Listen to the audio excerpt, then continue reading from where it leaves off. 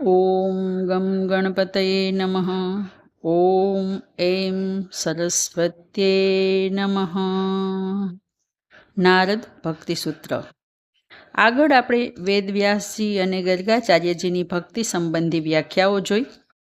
હવે 18મા સૂત્રમાં નારદજી શાંડિલ્યજીની વ્યાખ્યા દર્શાવતા કહે છે, આત્મરતિ અવિરોધેન ઇતિ શાંડિલ્ય.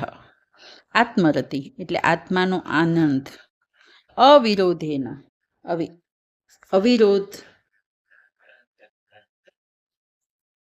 ઇતિ તે, શાંડિલ્ય ઋષિ શાંડિલ્ય. આમ ઋષિ શાંડિલ્યના મત અનુસાર આત્માના આનંદના અવિરોધી વિષયોમાં અનુરાગ તે ભક્તિ છે. ભક્તિ એટલે ભગવાનમાં સર્વોચ્ચ પ્રેમ.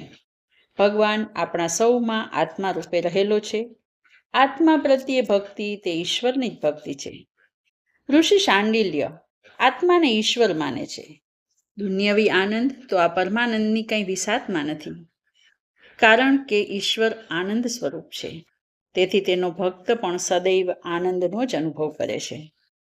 જો કોઈ ભક્ત ઉદાસ અને ચીડિયા સ્વભાવનો હોય તો સમજી લેજો કે તેની સાધનામાં અવશ્ય કંઈ ભૂલ થાય છે. હવે આ આચાર્યોની વ્યાખ્યાઓ બતાવ્યા બાદ નારદજી ભક્તિ અંગે પોતાનો મત દર્શાવતા 19મા સૂત્રમાં કહે છે, નારદ તું તદર્પિતા અખિલા ચારતા તદ્વિસ્મરણે પરમ વ્યાકુલતા ઇતિ. નારદ એટલે નારદજી, તું એટલે પરંતુ, તદર્પિતા અખિલાચારતા એટલે જેણે સર્વ કર્મો ભગવાનને અર્પણ કર્યા છે, તદ્વિસ્મરણે એટલે તેના વિસ્મરણથી, પરમ વ્યાકુલતા એટલે પરમ વ્યાકુળ થવું. આમ દેવર્ષિ નારદના મત અનુસાર પોતાના સર્વ કર્મો ભગવાનને અર્પણ કરવા અને ભગવાનના વિસ્મરણથી પરમ વ્યાકુળ થવું તે ભક્તિ છે. અહીં નારદજી કહે છે કે જ્યાં સુધી તમે પૂર્ણ આત્મસમર્પણ ન કરો ત્યાં સુધી સાચી ભક્તિ પ્રગટે નહીં. ભક્ત જ્યારે ભગવાન અર્થે જ જીવે છે ત્યારે સાચો ભક્ત બને છે. ભગવત સ્મરણમાં જરા પણ ત્રુટિ આવે તો ભક્ત આકુળ વ્યાકુળ બની જાય છે, એમ નારદજી માને છે. આમ અહીં નારદજીએ આપેલી વ્યાખ્યામાં વ્યાસજી, ગર્ગાચાર્યજી અને શાંડિલ્યજીની વ્યાખ્યાનો સમાવેશ થઈ જાય છે. નારદજીએ બતાવેલી પૂર્ણ આત્મસમર્પણ રૂપી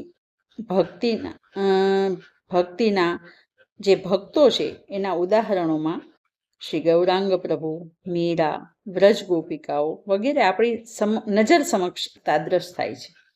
અને એટલે નારદજી પણ સૂત્ર 20 અને 21માં કહે છે, સૂત્ર 20 છે અસ્તિ એવમ એવમ અને સૂત્ર 21 છે યથા વ્રજ ગોપિકા નામ.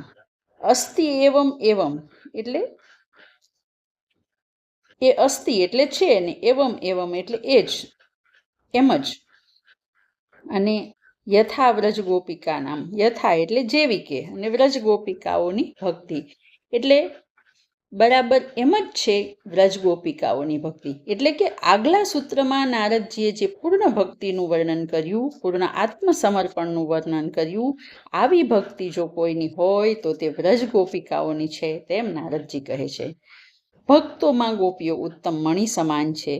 તેમના પ્રેમનું વર્ણન કરવા માટે આપણે તો અસમર્થ છીએ, પણ ભગવાન કૃષ્ણ સ્વયં કહે છે, ન પારયેહમ નિરવદ્ય સંયુનામ સ્વસાધુ કૃત્યમ વિબુધાયુષાપિવ યા મા ભજન દુર્જર ગ્રેહ શૃંખલા સંવૃશ્ચયત પ્રતિયાત સાધુના. હે ગોપિકાઓ, તમે મારા માટે ગૃહસ્થાશ્રમની મજબૂત બેડીઓ તોડી મારું ભજન કર્યું છે. તમારું આ કાર્ય પૂર્ણ નિર્દોષ છે. દેવતાઓના આયુ પર્યંત પણ હું તમારા ઉપકારનો બદલો આપી શકીશ નહીં. તમારી ઉદારતાથી મને ઋણમુક્ત કરજો. આમ ભગવાનને પણ ઋણી બનાવે છે એવી ભક્તિ, પૂર્ણ આત્મસમર્પણ, આના વિશે વિશેષ ચર્ચા આપણે આગળના સૂત્રોમાં કરીશું. ધન્યવાદ. અસ્તુ.